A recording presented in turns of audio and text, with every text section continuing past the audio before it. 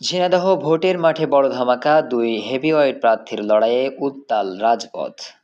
ঝিনাইদহের রাজনৈতিক অঙ্গনে বইছে টানটান উত্তেজনা। দীর্ঘ প্রতীক্ষার অবসান ঘটিয়ে চূড়ান্ত হলো দুই আলোচিত আসনের কাপ্তানদের নাম।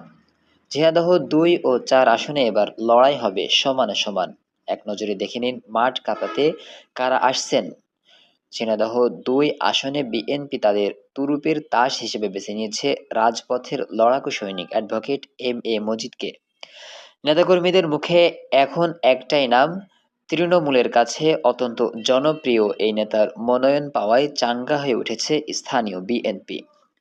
স্থানীয় ভোটাররা বলেন, মজিদ ভাইয়ের জনপ্রিয়তা এবার সব রেকর্ড ভেঙে দিবে।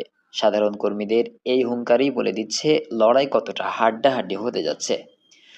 ওদিকে ঝিনাইদহ ৪ আসনে লড়তে আসছেন গণ অধিকার পরিষদের কেন্দ্রীয় সাধারণ সম্পাদক এবং তরুণ প্রজন্মের আইকন রাশেদ খান। দীর্ঘদিন ধরেই তিনি এলাকায় ব্যাপক গণসংযোগ চালিয়ে যাচ্ছেন।